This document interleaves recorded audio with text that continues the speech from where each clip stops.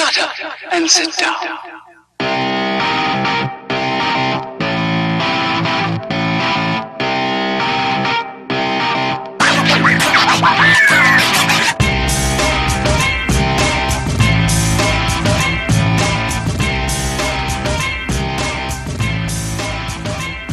Howdy and salutations, welcome to Broken Table Commentary, a three-man creative debate podcast all about the greatest of fake sports, professional wrestling. Every week, we each bring a different topic to the table. The topics can be ridiculous or serious, opinion or factual, creative or not, whatever we feel like, and as always, the topics for this week are in the description. On commentary, we have our Mark, the debonair diabetic dad, Lenton. Oh man, LeVar Ball was so funny. That's how you want to start? with just lies? Just straight up lies, baby. Our historian, the Scottish boy wonder, Michael. Hello, I'm Michael. I have no idea who that ball person is, and I still don't. And our critic, me, Jessel. You can follow us on SoundCloud, YouTube, and Facebook as Broken Table Commentary, or directly at BrokenTableCommentary.com. And as requested, episodes are now downloadable on SoundCloud. New episodes are broadcast every Thursday, 7 p.m. Eastern Standard Time. Episode number 15, Vintage Smoking Stand. The vintage and smoking and stand, each one of those words match one of the topics, which makes me very happy. Stand is the largest stretch, mind you, but yeah, I mean, there's this conductor's stand.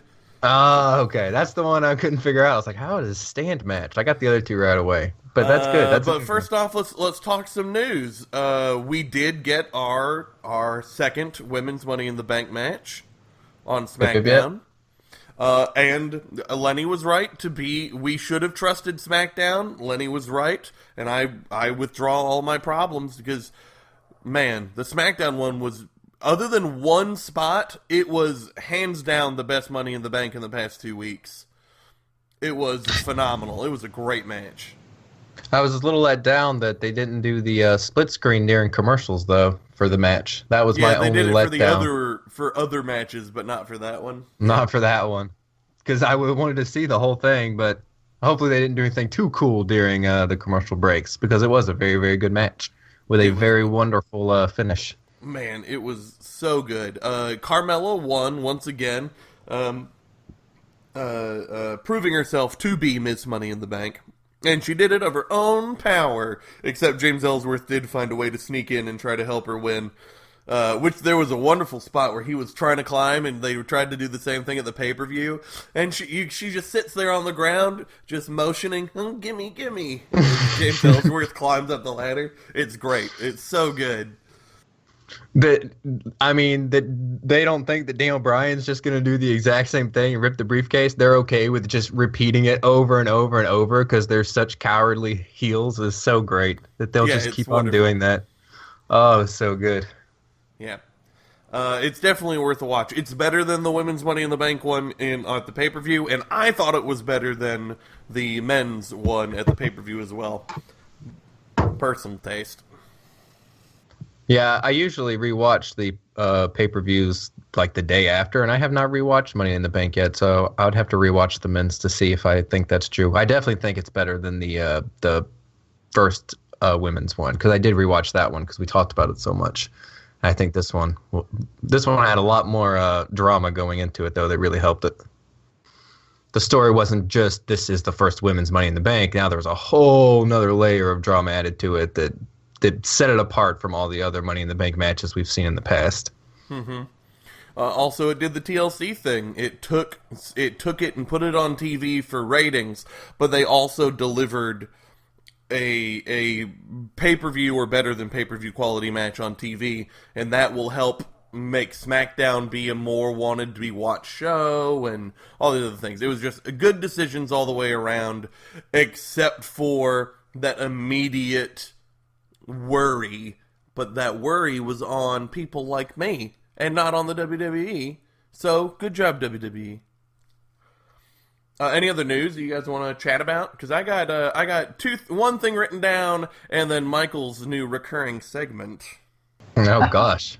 The only news that I have is a personal thing that I did not realize because I think I know it was either mentioned. I'm not sure if it got cut. It's hard for me to remember what conversations we had and what episode. But I know that for a while there, we were under the assumption that after Great Balls of Fire, we didn't have another pay-per-view until SummerSlam. But that's just not true. We've got SmackDown's Battleground. Yeah, we found out about Battleground the week after we finished the BTFI. So there's actually a missing, I even have it written down in the forum, in the format. Battleground. Nobody has anything written down for it. I'm definitely getting pay-per-view fatigue. Yep. I am excited that the Punjabi Prison will be back. As we know, that is one of my favorite matches.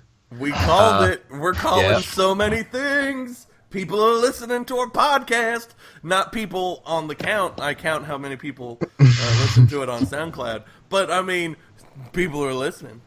People are listening, then they're telling other people about it. And those other people aren't listening, but then they're telling other people about what they're hearing, and then it's getting back to WWE, and they're just taking all our ideas. You know what that means? Rumble in a Cell is coming. Can't wait. I'm hoping... I am pretty positive that my prediction for Women's Rumble this year is going to happen. I feel really confident about it. Yeah, I'd say we're heading that way, especially with the 32 women's tournament. So if they need to fill up the Women's Rumble with some extra faces, they'll have all that to pull from too. I suspect it'd be a 20 woman instead of a 30, but it's still, I think it'd be great. I actually have a couple things of news. I just realized. Some just came to the top of my head. First off, Glow hit Netflix, and Glow is fantastic. If you have Netflix and you can watch Glow, listen now. It is great. It's great for a lot of reasons, but let me just give you the two that are the most important to me. One, just so many wrestlers are a part of this production. Johnny Mundo, Chavo Guerrero Jr. Trained the actresses. Carlito shows up, and he's amazing. Brodus Clay is really funny in it. Kazarian, Christopher Daniels, Joey Ryan, Alex Riley, Brooke Hogan shows up. Like, there's just a shit ton. But the best one, the one that made my wife cry when she realized it, because it is the character that got her to love WWE wrestling. Karma, or Awesome Kong, is a series regular. And that's awesome. We watched it without knowing that, and then when we found out, it made her weep because she was so happy about it. Yes, we finished it last night, and without doing spoilers, it is very good. Once it's been out for a while, I think we should get into like more of a. I think we can get into a bigger review of our likes and dislikes, because I definitely had some dislikes, a lot more likes than dislikes, but I definitely had some complaints.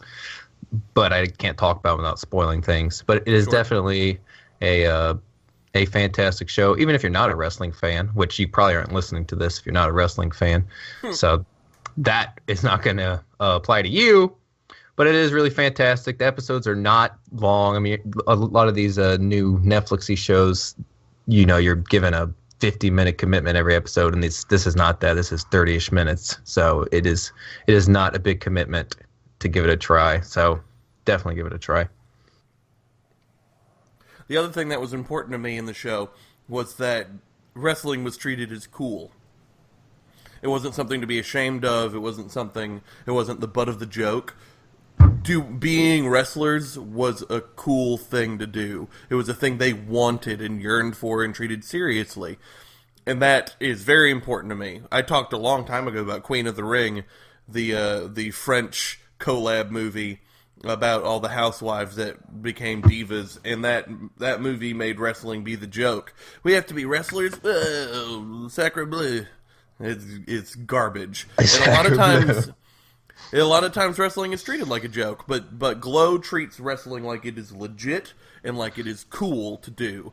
It's treated with respect, and it is not a joke. And that is the thing that made me the happiest about it.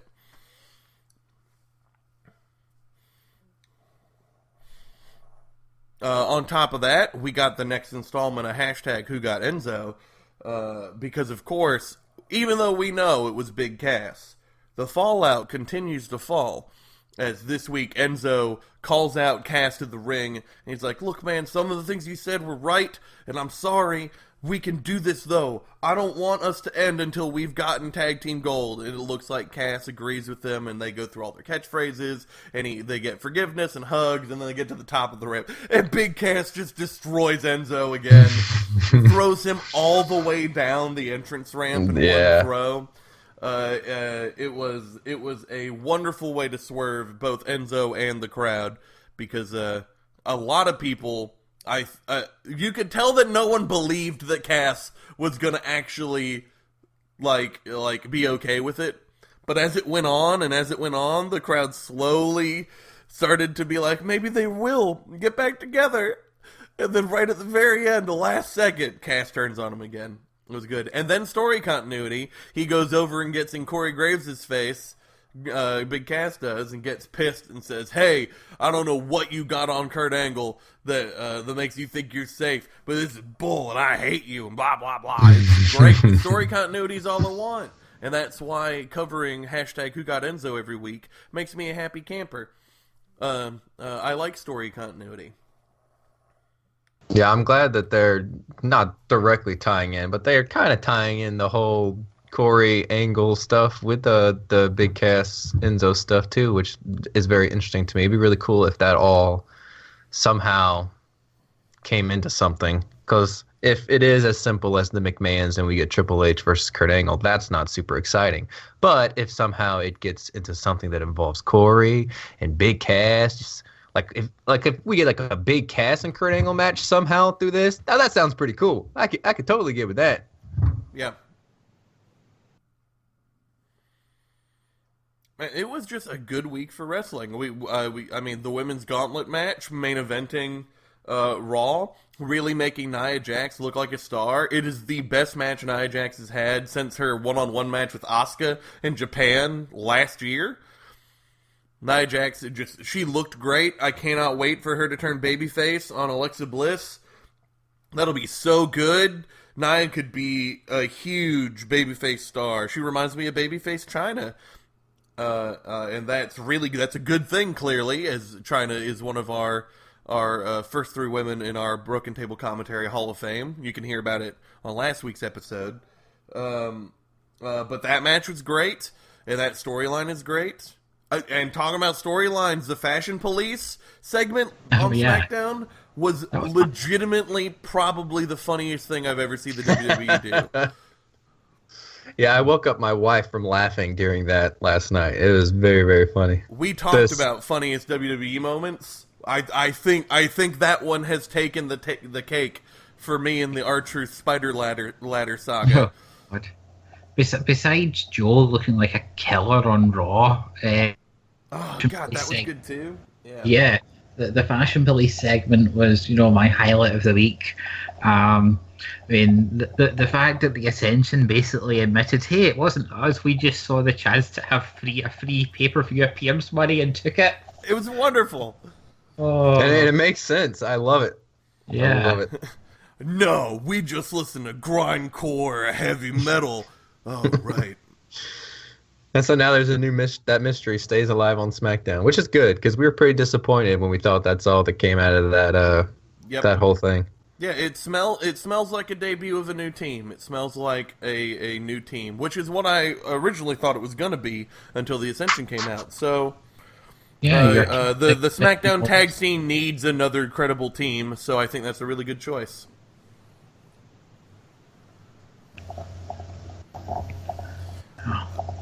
Beyond all that, I still have a bit of news, and we have Michael's segment. Michael, would you like to do your segment now? Oh, the news. Do you want me? Oh, you have news as well. That's right. You want to do your news? Yeah, well, you can go first if you want. Okay. Well, I'll go first. The interesting thing to me is that TNA just let go of 3 agents, because they weren't wrestling on the shows and trying to cut down on money. But 2 of them are particularly interesting because it's Al Snow and Shane Helms were released from their TNA contracts. What do you guys think about the two of them getting cut from TNA? Do you think they might come back in the WWE, get folded back in?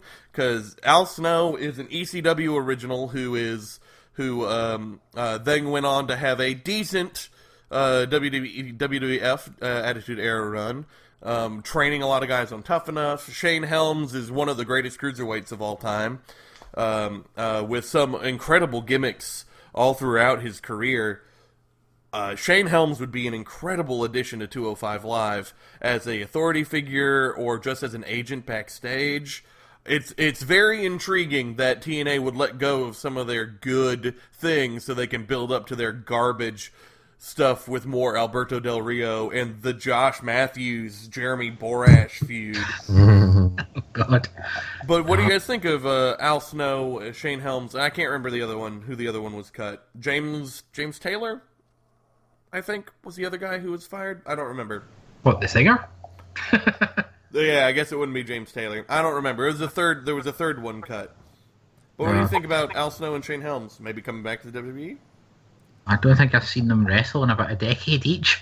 I'm not talking about wrestling capacity. But the thing about Shane Helms is he left the WWE under a cloud, and I don't know if he's kind of built up a second chance there yet, because I haven't kept tabs on him since he was a Hurricane. I mean, his two best friends are back, the Hardy Boys. I feel like Al Snow is a decent mind that they could have in like their training if there's room for him. You know, last I knew, he had pals like Foley and that lot that were still. So I think he has a better chance of the two to come back in any capacity, but I have no idea, to be honest. I would think from a business standpoint, for agents and people booking matches and trainers, you'd want people that also have TV experience and character experience too. I mean, that makes sense to me. So I don't know why you would hesitate to try and get people like that back into the business. Maybe they're also, I'm sure there's lots of other things to go into it and whatnot that I don't know. But I definitely think 205 Live could use the help. So if I was going for one of them, I'd go for Shane Helms over Al Snow. Because we're on SmackDown. What? Did you spot Devon? Devon, he was backstage. He helped when someone got beaten up backstage. Devon is now, he's officially split from Bubba.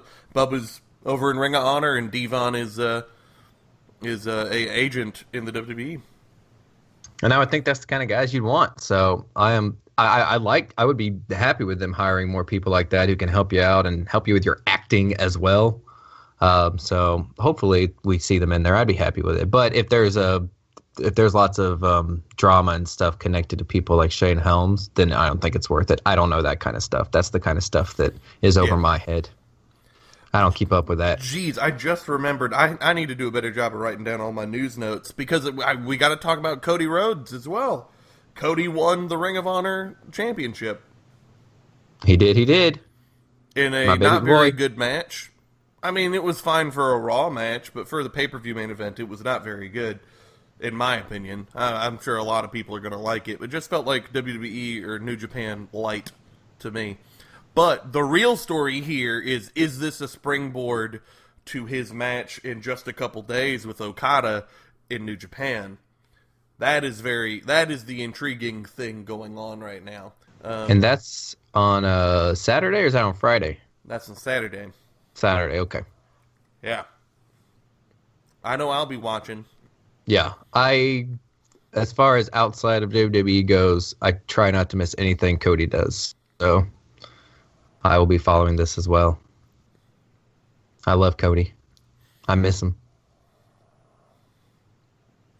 I wish he could be doing both. I wish they just let him go to every company. Well, he's going to every company but WWE. I know. I wish he could be in WWE too. All right, Michael. You have some news about you moving to Georgia with me and Lenny. Oops. No, I didn't mean to spoil it. I'm sticking to my Glaswegian climate, although it's been a bit un-Glaswegian in the last few weeks. Right. This week, or last week technically, I was hearing from Marco Piva, who's an old pal that I met through Duncan Lonan, my writer mentor. Marco is the Italian commentator for ICW, the Glasgow promotion that we've talked about a fair bit in the past. He's also head of Italian international media. But I also found out that he works for the ASCA, which is the Adriatic Special Combat Academy. It is considered the top indie wrestling promotion in Italy, which is they've got a good hotbed of young talent coming through at the moment. Marco had done a video for them which highlights a lot of the main events they've had in the last few years, which was quite a good watch, which is now, since I've seen it, is now public on YouTube, because they've had a lot of people that we know quite well now have helped train and work with the young talent there, like Jack Gallagher, Tommy Yen. There was lots of him in their main events. Trent Seven, Flash Morgan, who's not with the WWE yet, I don't think, but they've had eyes on him, so it's a case of when, not if, with him. There's Dave Mastaff, that wonderful big bastard who's built like a tank but moves like a tank. He's in a lot of the stuff. And there's also the Italian folk who, it'll be interesting to see more of them. It's sort of a European style with the old hardcore matches, and they have lots of outdoor matches. And the interesting thing that I was finding is that because they got my attention and they have a big reputation in European the wrestling scene, I found that they've actually, over the course of this year, been putting up a lot of matches, main events and shows on YouTube. And not only that, but some of their pay-per-views have been put on YouTube for free for anyone in the world to see. And Marco, my friend, has been doing English commentary for them, so there isn't a language barrier. So one of the top sort of non-English European promotions, their stuff is now accessible on YouTube, and some of it's in English so that we can watch it. I thought that was great news. Absolutely, I'll totally give it a watch. Yeah. Send us a link in our little message thing, Michael, so we can find it, and we'll start looking into doing more stuff like that. I put on our Facebook the other day. I'm looking to expand Broken Table Commentary one more step into something else weekly. And a commentary track by us, the three of us watching something live together. And that way you can hear our thoughts as we're watching and enjoying it.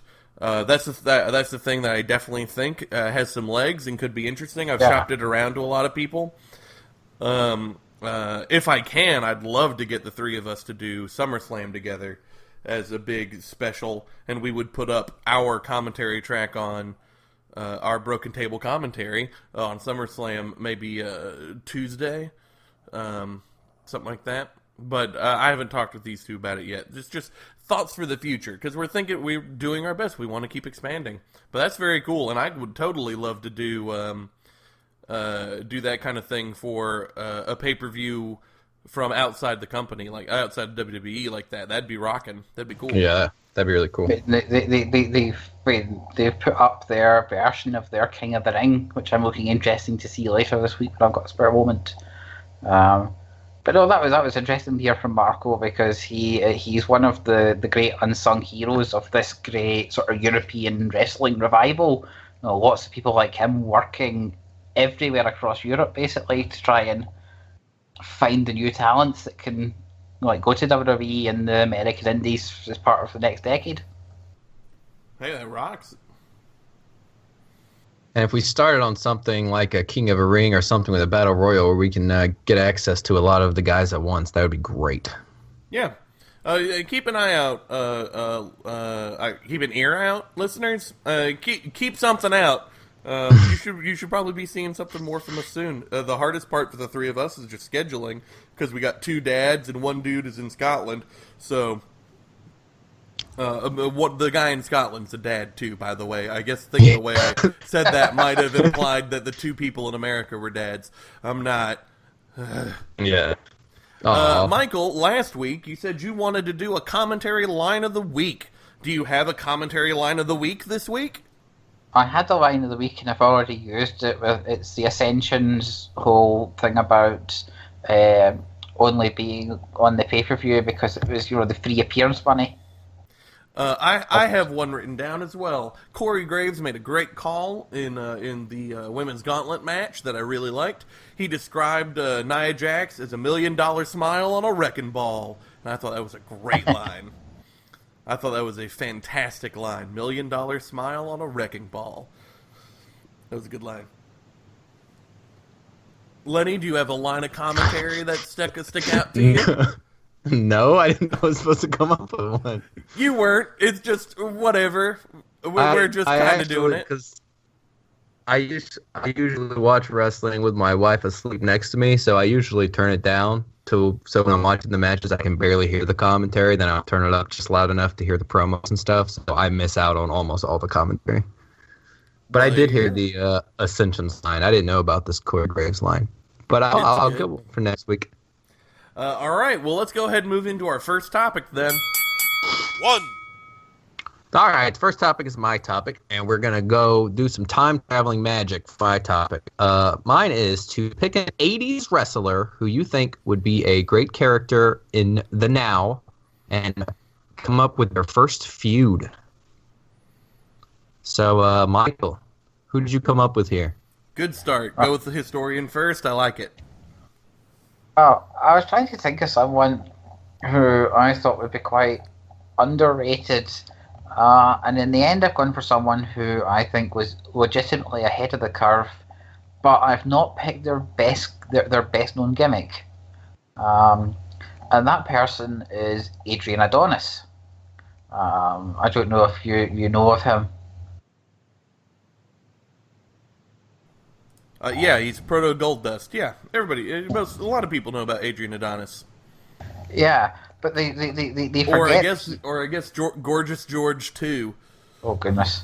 But they forget that he was an amazing wrestler who was, a legit 20 years ahead of his time. And I have seen matches that he wins by reversing suplexes into a reverse DDT, for God's sakes, and that's in 1984. He is part of a great tag team with Dick Murdoch.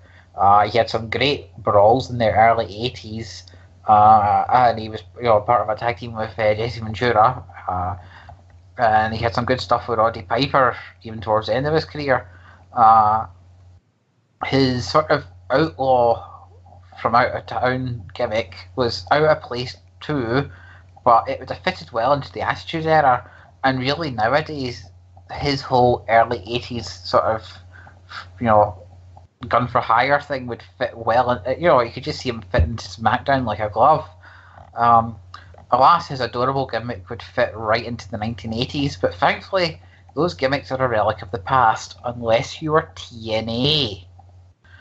For his first feud, I'm useless for those kind of questions, so I just looked over the entire roster without noting who was on which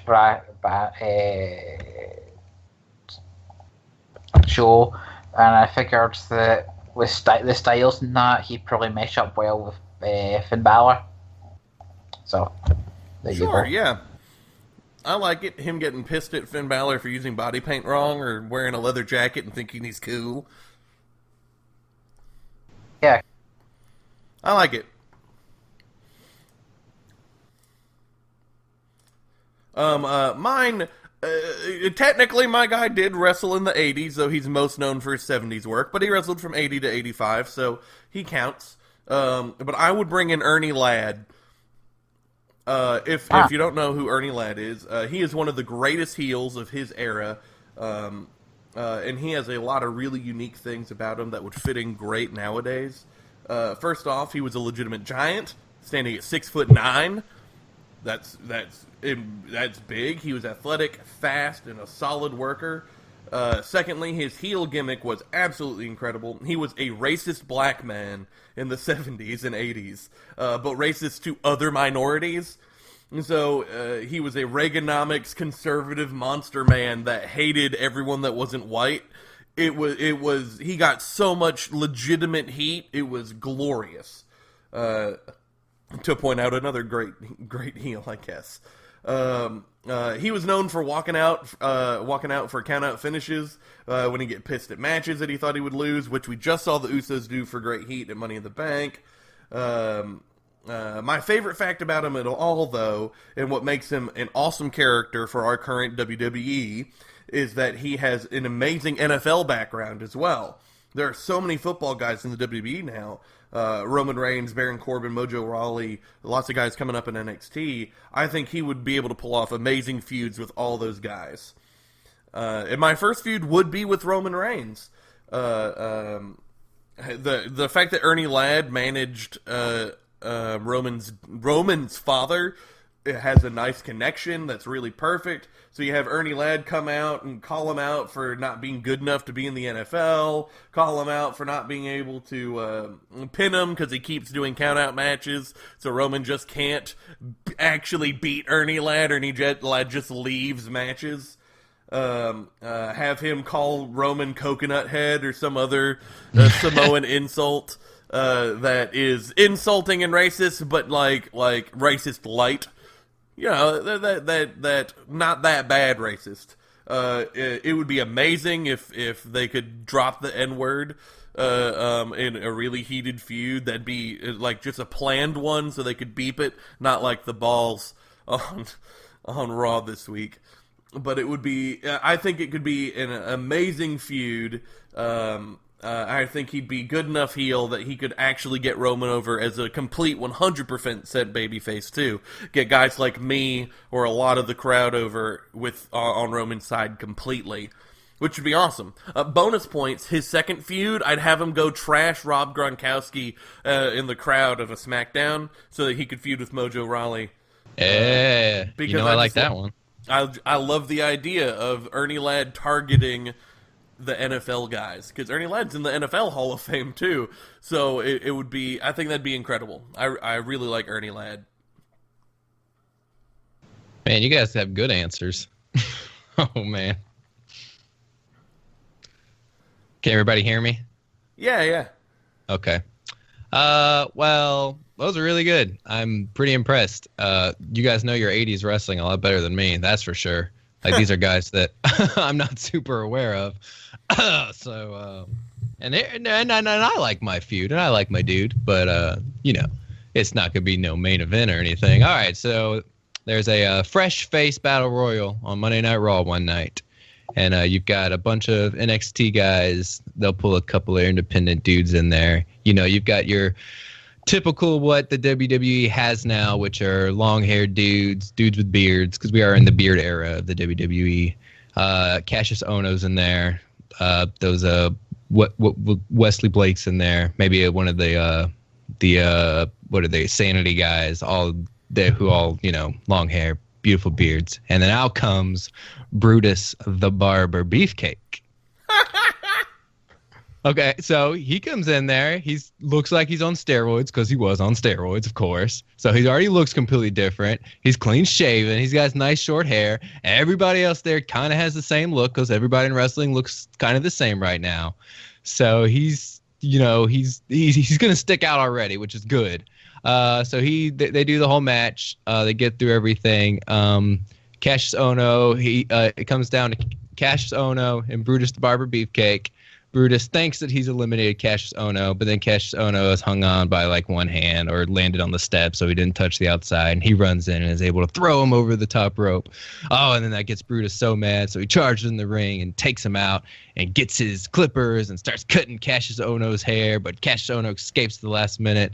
So Cassius Ohno is officially on Raw because he won the Battle Royal, but Brutus the Barber Beefcake is determined to chase down Cassius Ohno and cut him of all his hair.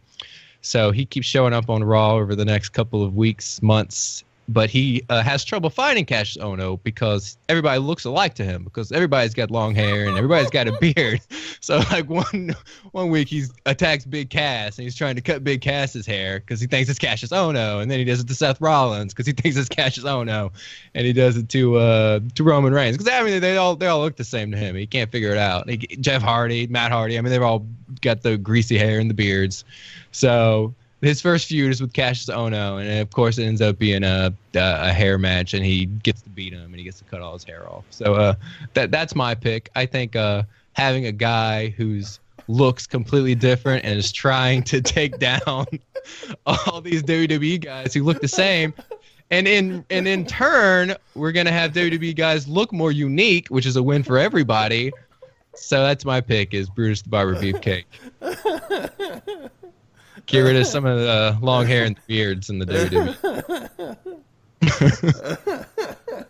And you get Cassius Ohno on the main roster. So. I mean, you know, I like that part. Oh man. Oh God. I think it would be super entertaining to have. It would wear out its welcome, but I could see it for 2 months. I think that could be really fun to watch. And that's a first feud. That's all I had to do for my question. Yeah. And after that, I don't know. He might get fired. My favorite part of the whole thing is that he can't tell the difference between a 7 foot tall blonde man with a goatee and a 5'11" I know brunette man. Long hair and beard, shave them all. You're all Cassius Ohno, the guy who wears basketball gear every week. Nah, this guy who wears the Power Ranger gear. He's a dumb roid head who runs around with hedge clippers. He doesn't know. He's just attacking the guys that he thinks might be him. I like it. He'll turn babyface super fast. So that'd be hilarious. And then there are plenty of bad guys with long hairs and beard. I mean, everybody's got it, so endless entertainment. What do you think, Michael? You like it? Yeah. Michael, come on, man. Yeah, it's you.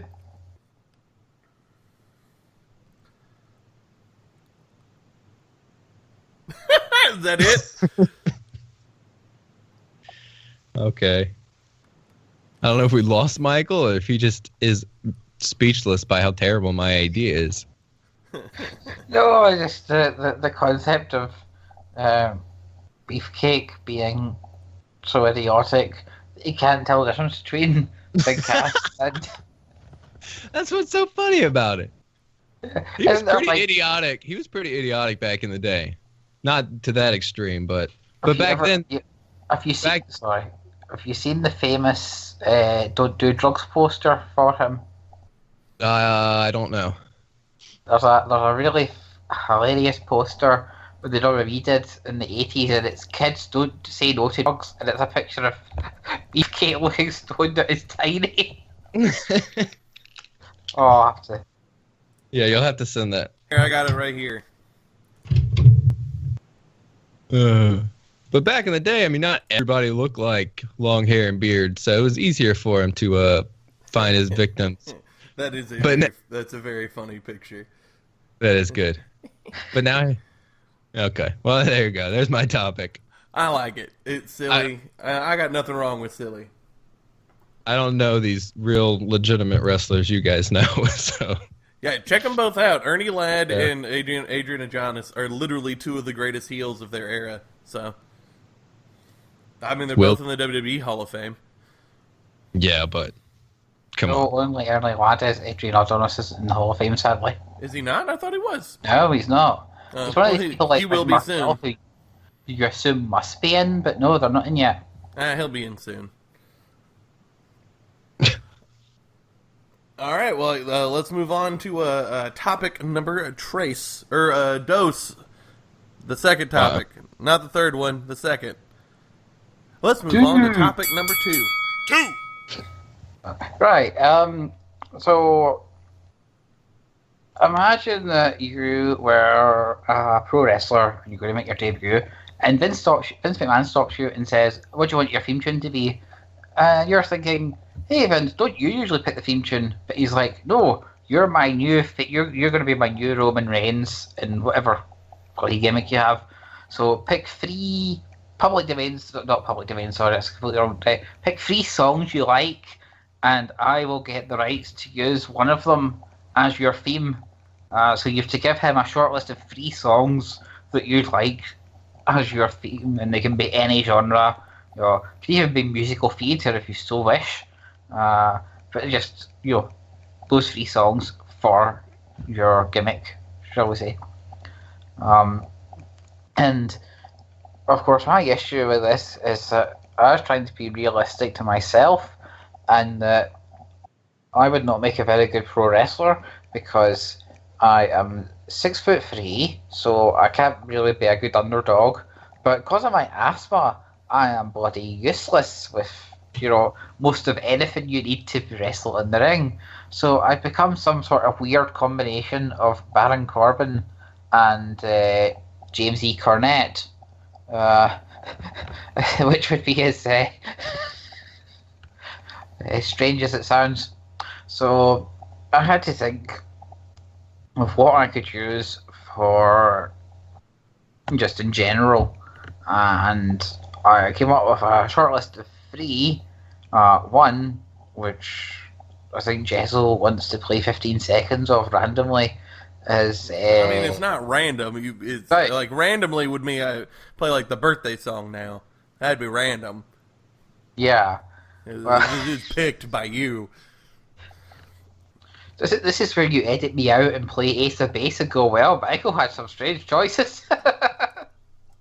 I like this song.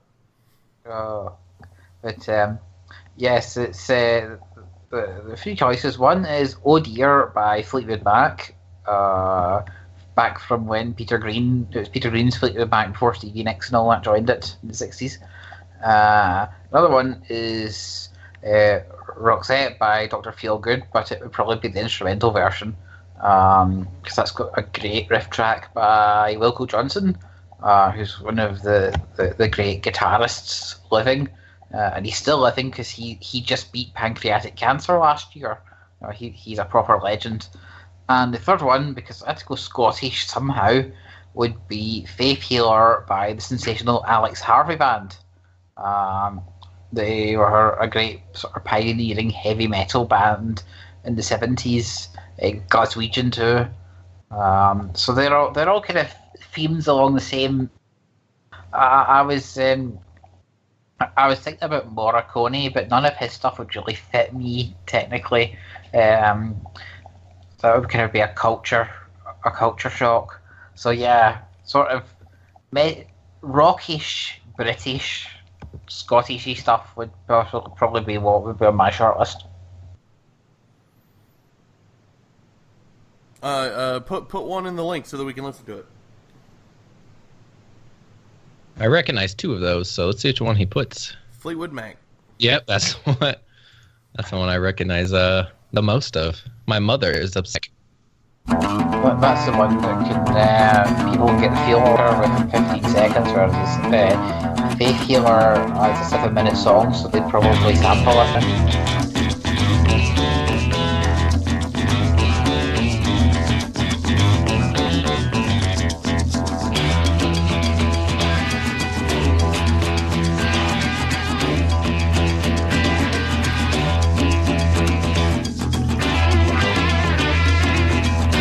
Yeah, that is a good riff to it. That's a good entrance. That's a good entrance. That's a really good one. And well, I can't link Mr. Perfect Battle Royals to it. It was once used for Who, so way.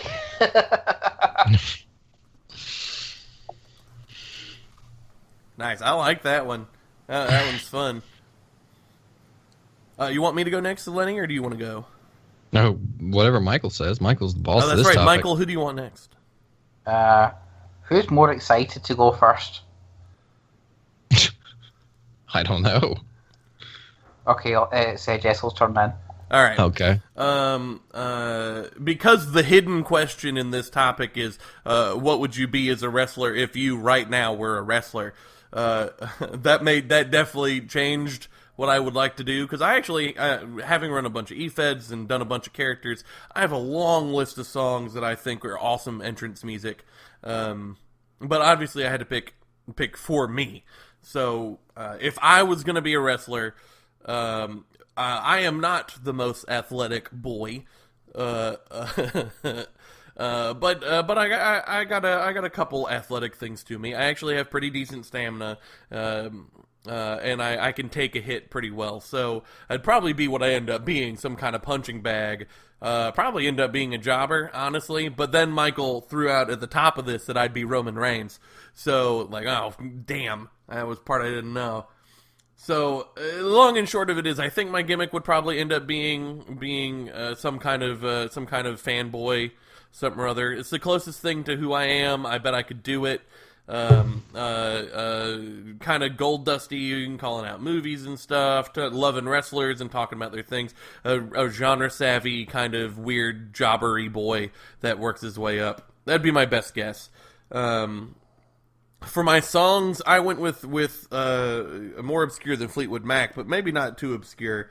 One song has been a song that I've used as my entrance music for a long time, back when I did video reviews, which have also unfortunately been lost to the annals of the internet. I used a Korean band named Brunch and their song Imagine. That was my opener song for a long time. I really like that song. It has a great opening. As part of the gimmick, I really like Foxy Shazam. We saw them for a friend's bachelor party, and while I don't much like live music, they were great live. And they literally have a song called "I Like It." I mean, it's talking about that's the biggest black ass I've ever seen, but I like it. I like it.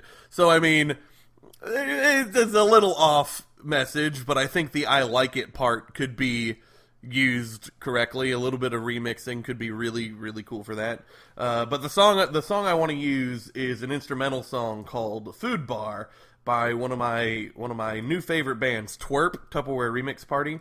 I've talked about them previously, back when we did the Make a New Demon character, because I thought they were a little too obscure, but they had great songs. But "Food Bar" is such a cool, old school 80s rockin' instrumental song. It just gets me pumped, and I could see some kind of idiot fanboy come out to this song. So take a listen to that and let me know what you guys think of it.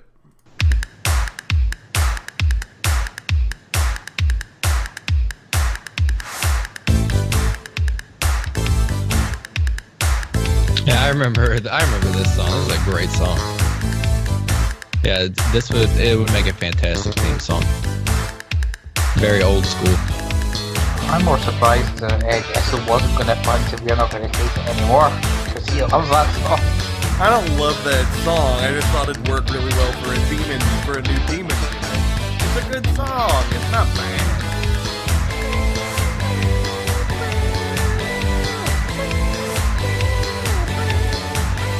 I could listen to that song for forever. I should probably not, though. But yeah, that's the "Food Bar" is my pick. I'm including just a short clip, if you haven't figured out, audience, from each of these songs. But go listen to these fully on YouTube. Especially the "Food Bar" actual video is amazing. It's so good. It's just this poor loser boy working out, and that's exactly what my gimmick would be. So it's part of where my brain went. All right, I guess that leaves me. Unless Michael has more to say on Jessel.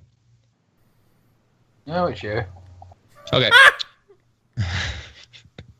Michael. All right, so answering it, I'm not going to try and change me at all and try to make myself seem cooler as a wrestler, because I think we're in the age of wrestling is you're an average guy who is also a wrestler. So I would be Linton Lees. I would be a diabetic, which means I can't be a wrestler, but maybe I could. Who is coming from being a stay-at-home father to a girl who has a wife that makes the money. So there are a lot of people who will mock me, because I have been mocked excessively over the last 4 years about, oh, who wears the pants in the relationship and you're the wife and all that kind of super sexist talk. So there are several ways you could go gimmick. You could go the diabetic route. You could go the being a positive role model route for your kids. And you could go the comedic, oh, this guy is a panty waist and his wife has to take care of him route. So there are 3 ways you could go. So I picked a theme that would fit each of those that I would present to Vince McMahon. So the first one is for the diabetic. It is System of a Down, Sugar, which so it's a little silly, but it is also just a pretty rockin' song. It's a pretty badass song, and I used to be a huge System of a Down fan. Back when I was a teenager, I was a pretty violent kid, actually. We went through a time where me and all my brothers got pretty violent. I was in a lot of fights, a lot of fist fights, a lot of glass fights. That seemed to be my weapon of choice, is glass. So there was a time where I listened to a lot of System of a Down and got in a lot of fights with people around that I knew, a lot of blood and whatnot that was just completely unnecessary, that I don't like to think about anymore. But I would channel that part of me because it all goes together with being a diabetic and blood and blah, blah, blah, blah. Secondly, would be the positive role model for the kids, and that would be the song "The Motto" by Drake featuring Lil Wayne, which is a song about, that's where the phrase YOLO gets its popularity, which is an annoying phrase, don't get me wrong, but it's a pretty good, upbeat, uplifting, hey, believe in yourself, you could do anything in this life song. It has some references, like all rap music does, that would have to be changed, but there is a clean version of the song, like there always is. And then the number one that I would go with, because I'm just in a comedic mood with my answers today, is I would go with, I think, as far as a wrestler goes, most realistically, I would probably go the route of being the boy who needs all the women, and I need a woman to take care of me, because that's what most people think of me now anyways. So I would do Run the World Girls by Beyonce as my main theme song, and I will post it in here. It is the anthem for the ladies. No, wait, that's not going to be it. Here's the link. Sorry, I'm doing bad at this at the moment. There we go. So you guys can listen to that song. But I thought it was cool to offer your options to Vince, all still being what I would be. And that's the song that I would think, because would not make a good badass, and I'm not really a good role model for my kids, because I would get my ass kicked in wrestling. So I think I would probably go the comedic route and need a woman to take care of me. It'd be cool to have like a wife manager character that I can't win without. I think that'd be a fun way to go. Funny because it seems like the kind of route they're going with the Canellises. Possibly. Yeah. And I like really enjoy that. I like that you mentioned System of a Down though, because they were a great band. They were a great band. Yeah. I don't think I've actually heard this song before, Run the World, so that's cool.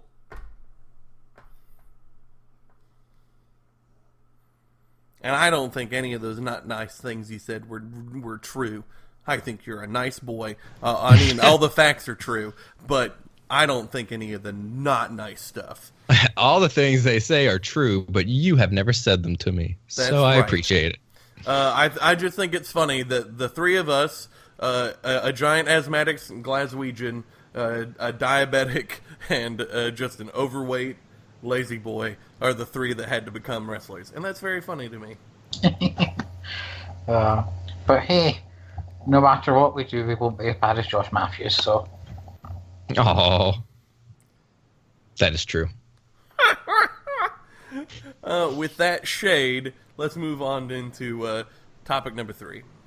Three! Trey! Alright, so this is my topic, and like I've been enjoying doing, I like making topics that we can come back to periodically. So this is what I'm calling Fix a Bad Story. Recently, when we talked about our pet peeves, and one of Michael's was about how a lot of WWE stories get started and never finish. So our goal here is to take either a story that ended stupidly or just didn't end at all and fix it. The first ever edition of Fix a Bad Story is going to be Who Blew Up Mr. McMahon? See, Mr. McMahon got in a limo at the end of a Raw, and it blew up. And then he was alive the next week because they didn't want to reference him being dead because of the very unfortunate tragedy of the Benoit murder-suicides, which we just hit the anniversary of just recently. So, lots of stories were in place. People are pretty certain that story was gonna lead to the Mr. Kennedy as Mr. McMahon's son and the whole McMahon whatever nonsense. It's not 100% confirmed. That's pretty much what most people are considering. But I want to throw that out the window, and I want the three of us to fix it. Fix that story and come up with a new finish, a new story, a new answer to the question, who blew up Mr. McMahon? Yeah. Let's go Michael first. I want to hear Michael's first. Alright. Well, I wrote this down at the weekend, and I think I was having one of my sort of insane mood swings because this is crazy. But possibly not as crazy as a battle royal on a boat. So, all things are as they I are. honestly see a battle royal on a boat before I see Rumble in the Cell, mind you. Battle royal on a boat would be cool. I'm sad I wasn't there that week to defend that, because that's a great idea. But, yes, right. So, I've taken this to start from the end of June, and just for the sake of it, the sort of real life tragedy stuff which happened is going to get put into this is a completely different dimension. Okay, so that's not referenced. Sure.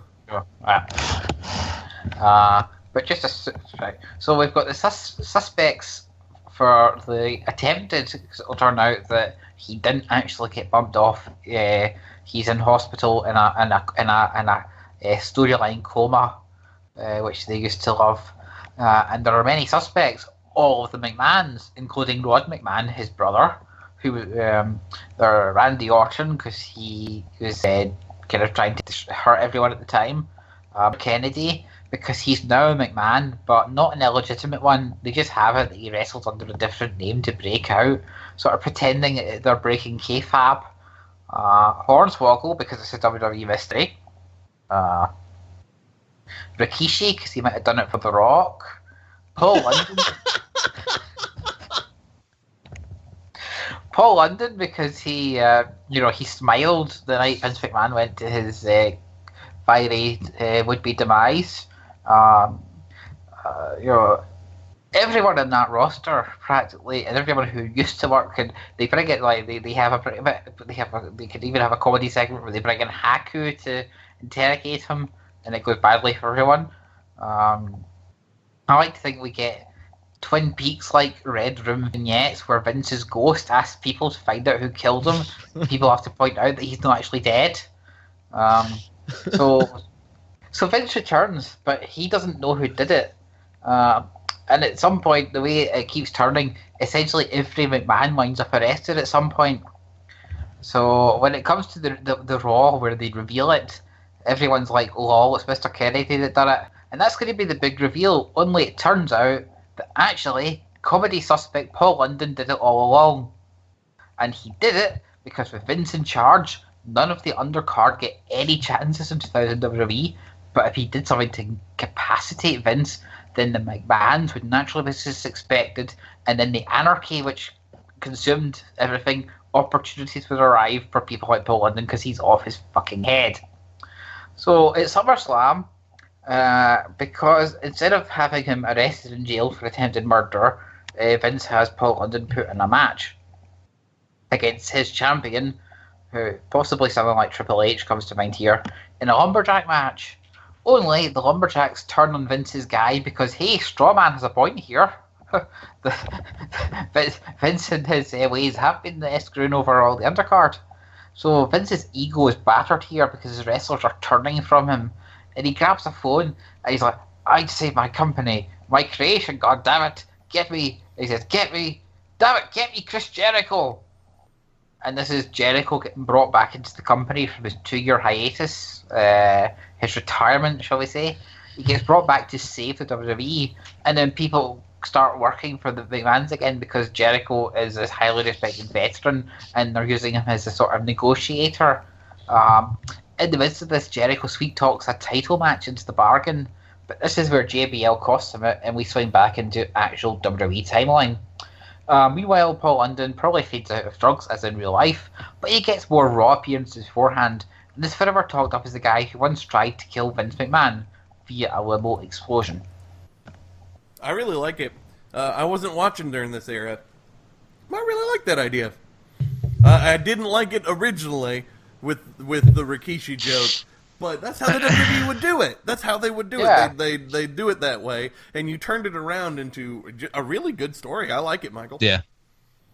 Going from Vince McMahon ghost to that, yeah, I like that a lot. Yeah, and it was not a requirement, by the way, that we have to blend it back into reality, because I did not do that. That's not a requirement.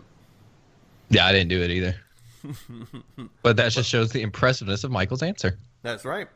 I feel when they start with something like, you know, Vince getting blown up and you can't go serious wrestling angle. You have to just go over the top to all hell. Lenny, why don't you go next? Okay. My idea's okay. I like it here and there. So Vince McMahon gets blown up.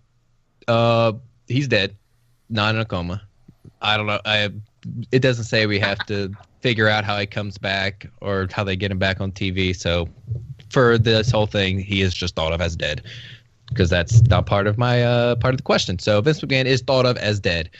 Inside the limo, what is also in there is the new-ish. It became the new designed ECW championship is found with him. It is mostly destroyed. Part of it is still intact. So that is found with him inside the limo. Nothing else of suspicion is there, but the strap for the ECW, which Bobby Lashley vacates earlier on in the night because he gets drafted from ECW to Monday Night Raw.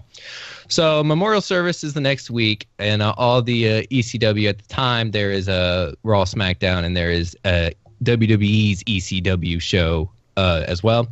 And all the ECW guys are there for the memorial service. So they're all there, and they're cracking up. I mean, they're making jokes and stuff as everybody's standing up in their suits while Stephanie's cutting a really heartfelt thing. You got like Joey Styles and Stevie Richards laughing to each other, and CM Punk and Nitro, who have been feuding, like whispering to each other with big smiles on their faces. Like the ECW guys are obviously being assholes about this whole thing. And the McMahons catch on to this, and they decide that they're going to make an example of the ECW guys. And so over the next couple of weeks, they go to the ECW shows with some of their bigger heels from the Raw and SmackDown, and they just use them to beat the shit out of the ECW guys. They're investigating the ECW guys. And Joey Styles, who's doing commentary at the time, is just getting more and more furious that the McMahons are doing this to them just because of them not being serious for somebody who is such an asshole like Vince McMahon. So Styles shows up on Raw, and he cuts this promo on Vince McMahon that it's borderline pipe bomb-ish, because Styles has been known to do that. And I think there's actually, I think it was this year that he actually does one that is considered, oh, is this a work or is this a shoot? So he goes on there and he cuts the thing on Vince McMahon and the WWE. He starts talking about how he is glad that Vince McMahon is dead and how much better everything is going to be now that Vince is dead. And that prompts Paul Heyman to show up. Now, at this point in wrestling, Paul Heyman has been fired legitimately by the WWE because of how bad Vince McMahon thought he was running WCW at the end of 2006, which is the year before this. And the pay-per-view, I can't even think of the name of it. What's the name of the... Dismember. December to Dismember. Paul Heyman gets fired after that pay-per-view. But Paul Heyman shows up. He comes running down to the ring, begging Styles to stop. He's like, no, you cannot talk about the McMahons like this. They're going to destroy you. He's willing to show up here and try and help his friend Joey Styles not get the kind of same treatment that Heyman got. So Heyman comes out there and he's trying his best to get Joey Styles to just stop it.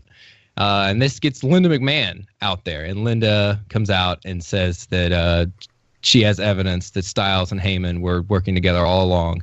And so she's got that Heyman doesn't have an alibi for where he was the night of the thing exploding. There's some text messages to unknown sources. The limo driver claims that Joey Styles and Heyman tried to lure him away before the thing got exploded. So they actually get Heyman arrested at the end of this Raw when he comes and tries to help Joey Styles.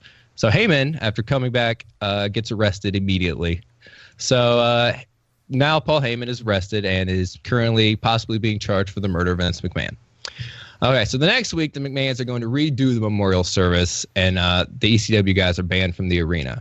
So they're bringing in the production truck with all the props and the tribute pieces that they're going to use for the thing. And the production truck gets blown up with all the stuff for Vince McMahon, like the whole freaking thing. It's got like and then the thing with the casket in it for Vince McMahon shows up, and that gets blown up. So you have dead Vince McMahon showing up, and the casket gets blown up too. So now the McMahons are absolutely they don't know what's going on, because obviously there's more people at work here. So they actually enlist Donald Trump's help.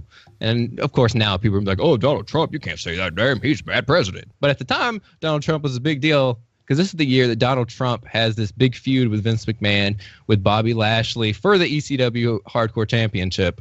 So Donald Trump comes and he promises he's going to spend as much money as he needs to get to the bottom of it, that he's going to connect with Bobby Lashley, and they're going to work, and he's going to get into the locker rooms, and he's going to do everything he needs to do to get an answer for the McMahon. He respects Vince. So now you got Donald Trump, and so he goes to Bobby Lashley, and he tells Lashley, look, I need your help. I need you to get in the locker room. I need you to start talking to people, and I need you to find out who is responsible for all this. So now you got all the mainstream attention because Donald. So that's the main reason for bringing Trump in, because that's always a good thing.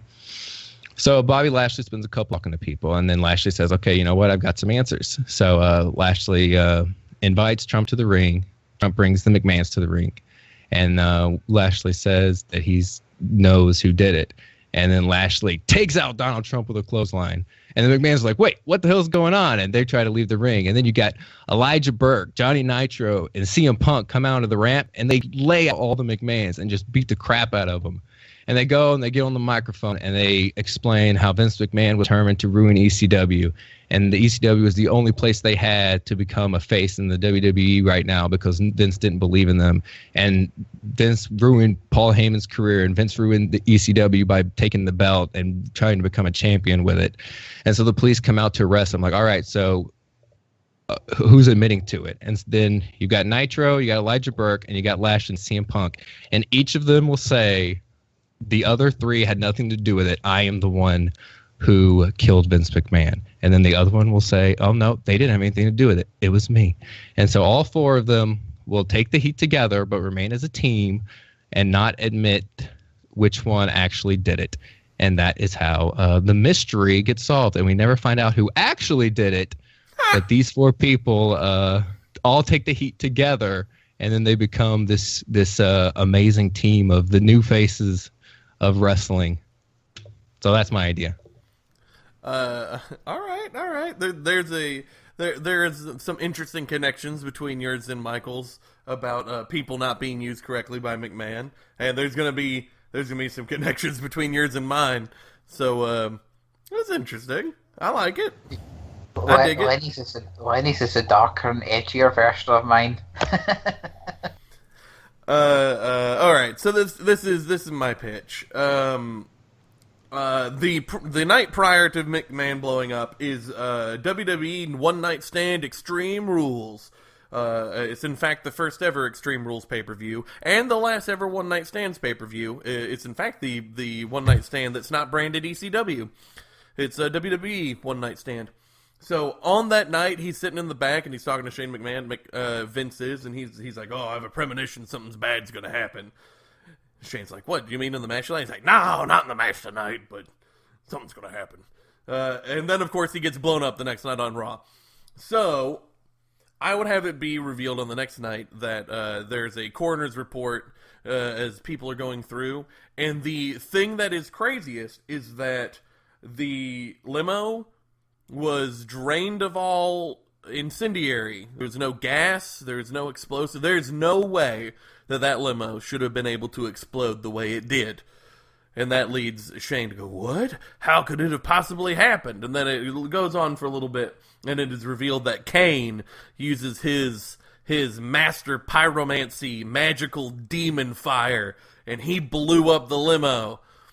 And it removes Kane from the just garbage Edge Batista stuff that was going on SmackDown. I watched it, and it was bad. Let's just get him out of there. And now he's dealing with Shane McMahon, and Kane blew up the limo. But as things are going on, it becomes pretty apparent that there's no way Kane could have just done this on his own. He clearly is the one who blew it up, but somebody got him to do it. Kane had no motive. He had no reason to do this. So at SummerSlam, or maybe a little bit before, it is revealed that Kane reveals who got him to do it, and out comes Paul Heyman. And Paul Heyman has a schmarmy smile on his face.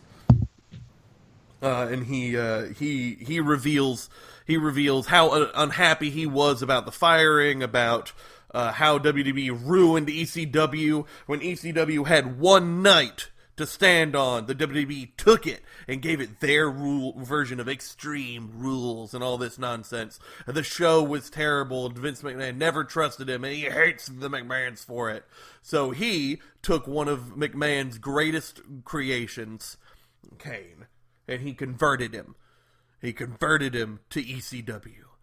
He converted him to his side, to his way. And he gives this real huge impassioned promo. And that all leads to the Kane ECW championship run and all of that. Instead of it just kind of being out of nowhere, it's that Kane becomes Heyman's choice for what ECW should be. And that's what I got written down. That was it. Nice and clean and simple. Just a magic demon fire controlled by an old Italian man. Nice and simple demon fire. Your ideas are usually too crazy for it to be a WWE idea, but that is totally something I could have seen happen. Which I liked it. Watching back, I mean, Heyman didn't come back at that time, which is the only weird part about it. It would be Heyman coming back, but it looks like it could have, like, watching all the bits and pieces that they had of the mystery leading up to it. It's possible it could have been done. The hardest part would have been that Kane was on SmackDown, but Mr. Kennedy was on SmackDown, so that's fine.